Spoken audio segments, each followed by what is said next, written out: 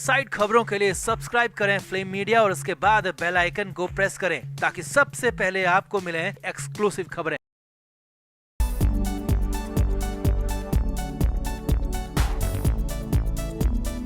महाराष्ट्र सरकार के मंत्री नवाब मलिक ईडी की हिरासत में हैं और 23 फरवरी से ही ईडी की रिमांड पर हैं। ईडी के लॉकअप में हालांकि बीच में कुछ दिन मलिक को अस्पताल भी ले जाया गया, लेकिन उसके बाद दूसरी बार नवाब मलिक को रिमांड पर भेजा गया था। अब ये दूसरी रिमांड भी खत्म होने वाली है। जी हाँ, 7 मार्च को कोर्ट में एक बार फिर से सुनवाई होगी, तो 6 मार्च रिमांड का आखिरी दिन है। लेकिन बड़ी खबर ये है कि ईडी अब तक नवाब मलिक से कुछ भी नहीं निकाल पाई है। जी हाँ, ईडी सूत्रों के मुताबिक नवाब मलिक अब भी पूछताछ में सहयोग नहीं कर रहे हैं, इसीलिए ईडी ने इस आखिरी और महत्वपूर्ण दिन के लिए अपना प्लान ही बदल दिया है। जी हाँ, ईडी ने अपना प्लान बदल दिया है, जिसके बाद यहां तक कहा जा रहा है कि अब सच का निकलना तय है और यहां तक कि आखिरी दिन कयामत का दिन भी साबित हो सकता है। तो क्या है ईडी का नया प्लान, क्यों बदलना पड़ा प्लान और आगे क्या होगा, सब कुछ आपको बताते हैं। आप इस वीडियो को शेयर करें और कमेंट बॉक्स में जरूर बताएं कि क्या नवाब मलिक को पूछताछ में सहयोग नहीं करना चाहिए या फिर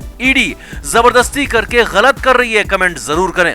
तो 7 मार्च को एक तरफ तो पीएमएलए कोर्ट में सुनवाई होगी और नवाब मलिक की रिमांड आगे बढ़ेगी या नहीं बढ़ेगी इस पर फैसला होगा। वहीं दूसरी तरफ बॉम्बे हाई कोर्ट में भी सुनवाई होनी है, क्योंकि मलिक की तरफ से याचिका दी गई है ईडी का केस गलत है, उनकी गिरफ्तारी अवैध है और उन्हें तुरंत रिहा किया जाए। इस पर बॉम्बे हाई कोर्ट ने ईडी से जवाब मांगा था और इस पर भी 7 मार्च को ही सुनवाई होगी और हो सकता है कि कोर्ट कुछ ऑपरेटिव फैसला भी दे दे। अब वहीं ईडी सूत्रों के मुताबिक नवाब मलिक अब तक कुछ खास नहीं बता पाए हैं। पूछताछ के दौरान ईडी नवाब मलिक के सामने स्ट्रगल ही कर रही है। नवाब मलिक से कुछ भी निकलवा नहीं पा रहे, इसीलिए 6 मार्च का दिन बेहद अहम है, सबसे महत्वपूर्ण है और इस खास दिन के लिए ईडी ने अपना गेम प्लान ही बदल दिया है। जी हाँ, ईडी ने नया प्लान लागू कर दिया और उस प्लान पर ईडी को पूरा भरोसा है। अब तक नवाब मलिक से अकेले पूछताछ हो रही थी, लेकिन इस बार अकेले पूछताछ नहीं होने वाली है। जी हाँ, यही है नया और खास प्लान ईडी का 6 मार्च के लिए। ईडी हालांकि नवाब मलिक के बेटे फराज को पूछताछ के लिए पहले समन कर चुकी थी, लेकिन फराज को अब तक पूछताछ के लिए लाया नहीं जा सका है और ईडी का प्लान था कि पहले नवाब मलिक और फराज को आमने सामने बैठाकर पूछताछ की जाए, लेकिन वो सक्सेसफुल नहीं रहा। लेकिन प्लान बी के तहत ईडी अब कुछ और लोगों को लेकर आई है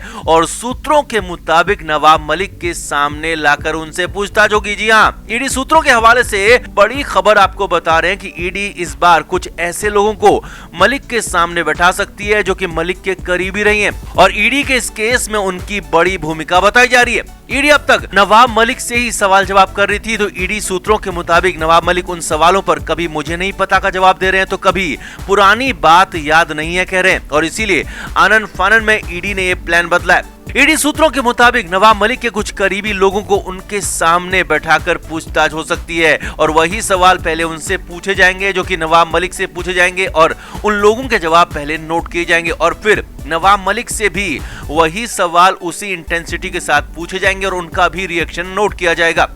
अब ईडी को पूरा भरोसा है कि इस बड़े प्लान के साथ नवाब मलिक के पास सवालों का जवाब देने के अलावा कोई चारा होगा नहीं और ईडी को ये भी भरोसा है कि आखिरी दिन उन सारे सवालों के जवाब मिल जाएंगे जो कि ईडी लगातार पूछ रही है, लेकिन अब तक जवाब मिले नहीं और इसीलिए आखिरी दिन के लिए अचानक से प्लान को बदला गया, पूछताछ के तरीके को बदला गया। ईडी का तो यहाँ तक मानना है कि इस आखिरी दिन ही वो इस केस में सब कुछ निकाल सकती है जो कि नवाब मलिक के खिलाफ जा सकता है, नवाब मलिक के खिलाफ हो सकता है। इसीलिए इस दिन को कयामत का दिन भी कहा जा रहा है और हो सकता है कि अगर ईडी अपने प्लान में पास हो गई तो फिर बहुत मुश्किलें आगे नवाब मलिक के लिए बढ़ सकती है। अब यहाँ पर एक और बात समझिए, अगर 6 मार्च को भी नवाब मलिक से ईडी हालांकि अगर कुछ निकाल नहीं पाती है और ईडी का प्लान बी भी फेल हो जाता है तो भी इसे फेल नहीं माना जाएगा, क्योंकि ईडी इसी बात को, इसी पूछताछ को लेकर कोर्ट में भी जाएगी और कोर्ट को ये बताया जाएगा कि नवाब मलिक ने पूछताछ में सहयोग नहीं किया और नवाब मलिक की रिमांड बढ़ाई जाए।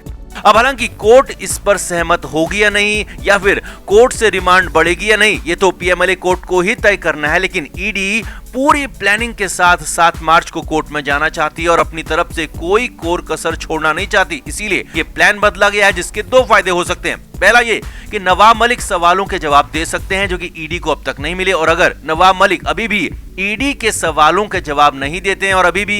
ईडी उनसे कुछ निकलवा नहीं पाती है, जैसा कि ईडी के अधिकारी लगातार कह रहे हैं, तो फिर कोर्ट में इस दलील को रखा जाएगा कि मलिक से पूछताछ के लिए और वक्त चाहिए, यानी कि रिमांड और चाहिए, क्योंकि अभी भी कई बातें निकालनी बाकी है। और इसीलिए इस दोहरे प्लान के साथ 6 मार्च के पूछताछ का पूरा प्लान बदला गया, 6 मार्च का पूरा तरीका बदला गया और 6 मार्च का पूरा दिन इसी में डिवोट किया गया। अब इसमें ईडी कितना सफल होती है तो 7 मार्च को कोर्ट में ही पता चलेगा, लेकिन इतना तय है कि ईडी कुछ नया करने की तैयारी में है और कुछ नया नहीं हुआ तो भी फिर से एक बार नवाब मलिक की रिमांड लेने की कोशिश करने वाली है, जो कि नवाब मलिक के लिए कहीं से भी राहत की बात तो बिल्कुल भी नहीं है। और अगर इन्फोर्समेंट डायरेक्टरेट कोर्ट को कन्विंस करने में कामयाब होती है कि नवाब मलिक की रिमांड फिर से चाहिए, नवाब मलिक की रिमांड आगे और जरूरत है, तो हो सकता है कि रिमांड आगे बढ़ भी जाए और लंबी रिमांड नवाब मलिक को परेशान कर सकती है, उन्हें तोड़ सकती है, उन्हें मोड़ सकती है और नवाब मलिक को और ज्यादा मुश्किल में डाल सकती है। और हो सकता है कि इसके बाद कुछ सवालों के जवाब ईडी जो चाहती है वो मिल जाए, लेकिन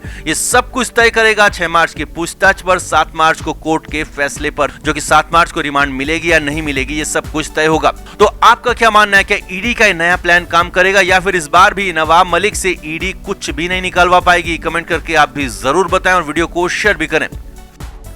तो नवाब मलिक को ईडी ने कानून के शिकंजे में ऐसे घेर लिया है कि अब बचने की संभावना दूर दूर तक नहीं दिख रही है। डी गैंग वाले केस में अभी रिमांड चल ही रही है और उसी केस में जमानत भी नहीं मिली है और उसके बाद सेंट्रल मुंबई की लैंड वाला दूसरा केस भी ईडी की तरफ से तैयार हो चुका है, जबकि तीसरे केस की भी तैयारी है। लेकिन इन सब के बीच, इन सब से अलग, ईडी से अलग, जमीन के केसों से अलग और डी गैंग के मामले से भी पूरी तरह से अलग, अत्याचार के केस में नवाब मलिक को जोर का झटका बहुत जोर से लगा है। जी हाँ, ये वही अत्याचार का मामला है जो कि समीर वानखेड़े का एंगल भी लेकर आया है। समीर वानखेड़े के करीबी का ये केस है और मामला पूरी तरह से वानखेड़े से जुड़ा है। मामले में हाईकोर्ट ने सुनने से मना कर दिया, रोकने से मना कर दिया और साफ साफ कह दिया कि निचली अदालत जाओ, स्पेशल कोर्ट जाओ, फैसला पहले वहीं होगा और बाद में ऊपरी अदालत तक आएगा।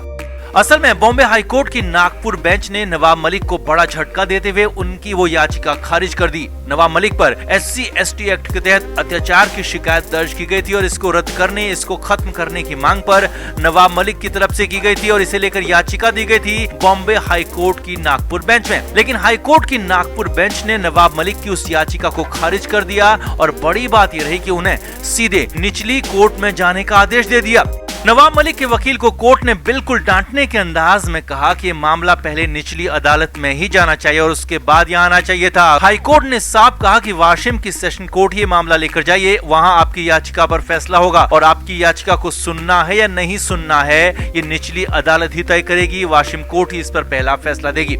नागपुर बेंच के जस्टिस अविनाश घरोटे ने आदेश दिया और स्पेशल कोर्ट को ही मामला वापस भेज दिया। असल में एनसीबी के पूर्व जोनल हेड समीर वानखेड़े के रिलेटिव संजय ने SC/ST अत्याचार अधिनियम में नवाब मलिक के खिलाफ ये शिकायत दी थी, जिसके बाद वाशिम कोर्ट ने मलिक को समन जारी किया था और पिछले साल 4 दिसंबर 2021 को कोर्ट के सामने पेश होने के आदेश दिए थे। लेकिन महाराष्ट्र के मंत्री नवाब मलिक कोर्ट के सामने तो पेश नहीं हुए, उल्टा नवाब मलिक हाई कोर्ट की नागपुर बेंच जरूर पहुंच गए और शिकायत को खारिज करने की मांग कर दी। लेकिन यहाँ पर हाई कोर्ट जाने का दांव उल्टा नवाब मलिक पर ही भारी पड़ गया। हाई कोर्ट ने एक बार फिर से मामले को वाशिम की स्पेशल कोर्ट ही भेज दिया और बड़ी बात यह भी है कि 4 दिसंबर 2021 के उस समन को भी हाई कोर्ट ने बताया है सही, जो कि नवाब मलिक के खिलाफ जारी हुआ था। यानी कि नवाब मलिक को वाशिम कोर्ट के सामने पेश होना ही होगा, अत्याचार के केस में भी अपना पक्ष रखना ही होगा।